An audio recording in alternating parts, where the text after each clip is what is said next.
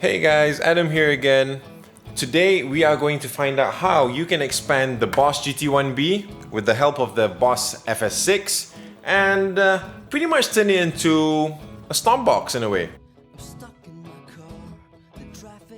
Look, I know in my previous videos when I was talking about the GT1B that it didn't have a stomp box mode. However, just because it doesn't have a stomp box mode doesn't mean we can't kind of like mod it or hack it to give it that feel.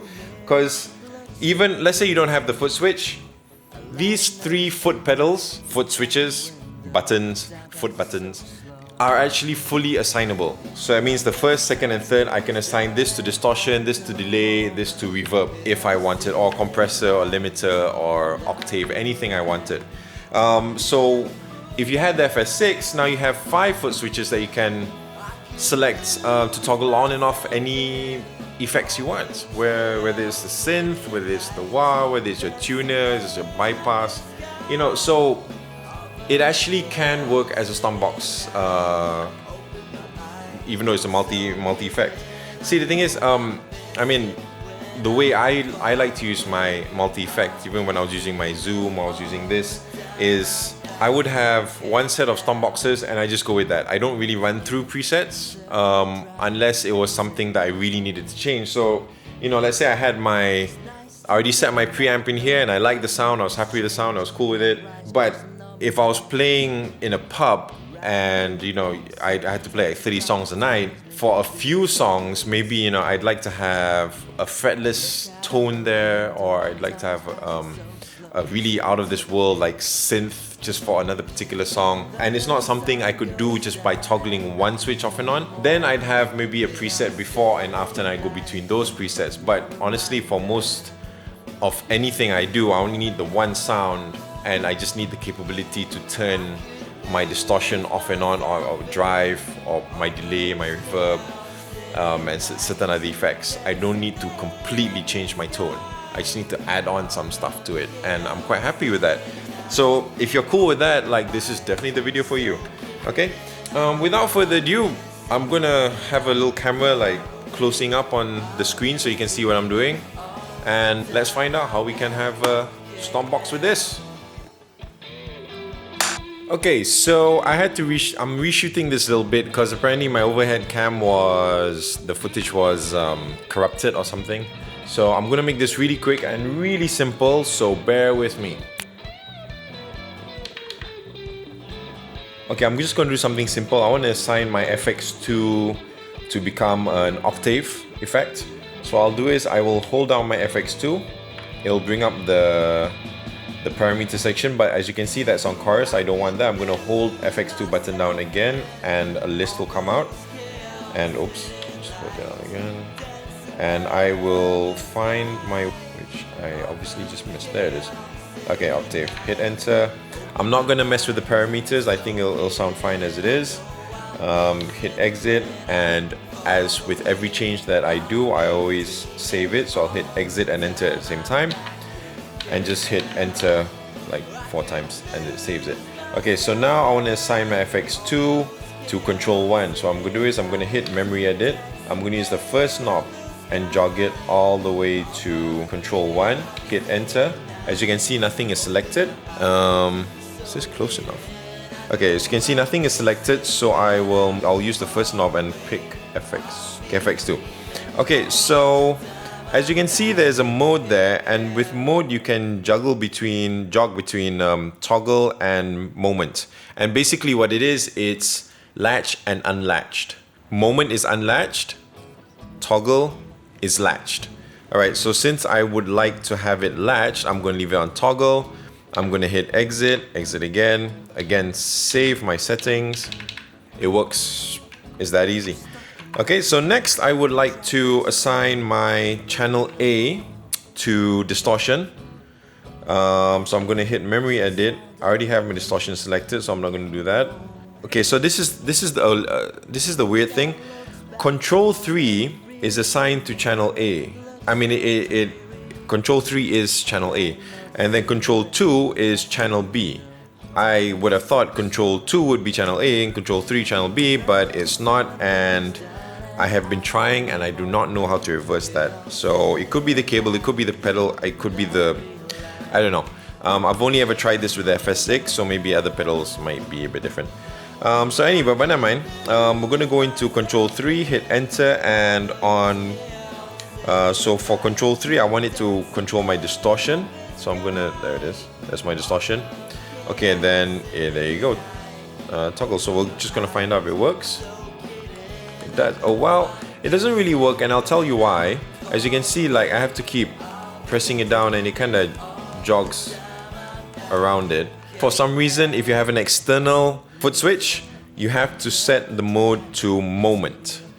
So then the latch and unlatch is actually affected on the foot switch here, as you can see.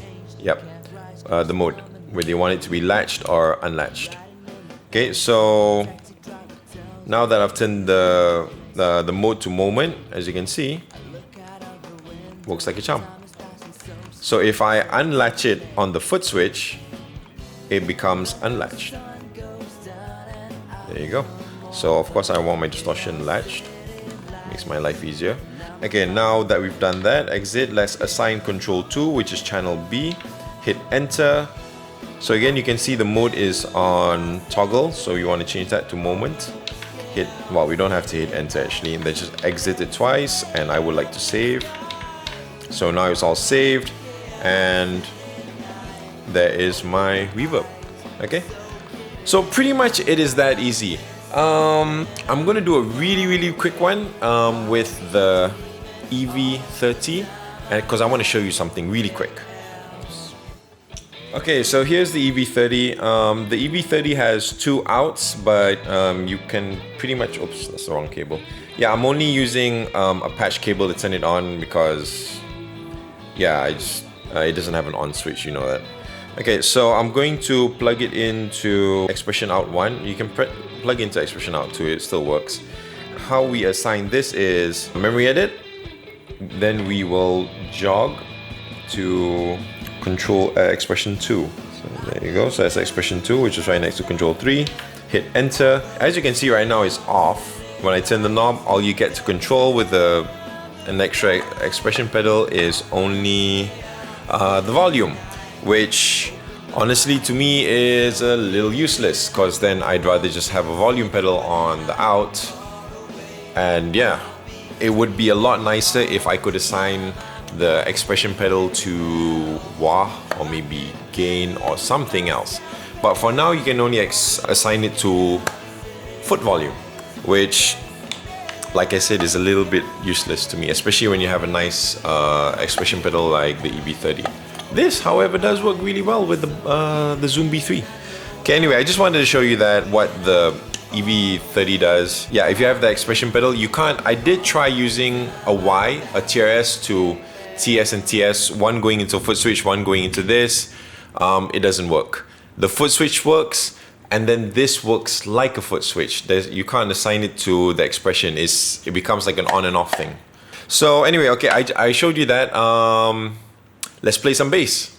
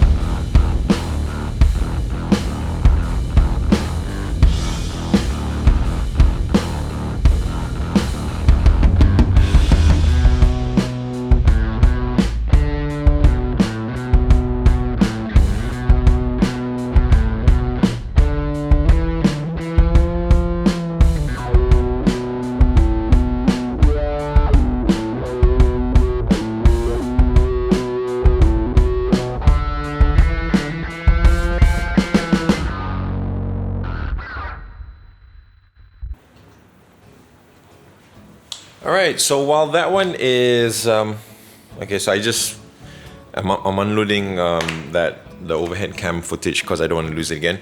Okay, so I don't know, what do you guys think of how you can expand the GT1B and turn it into give it a foot, you know, a stompbox mode? I actually do find it useful.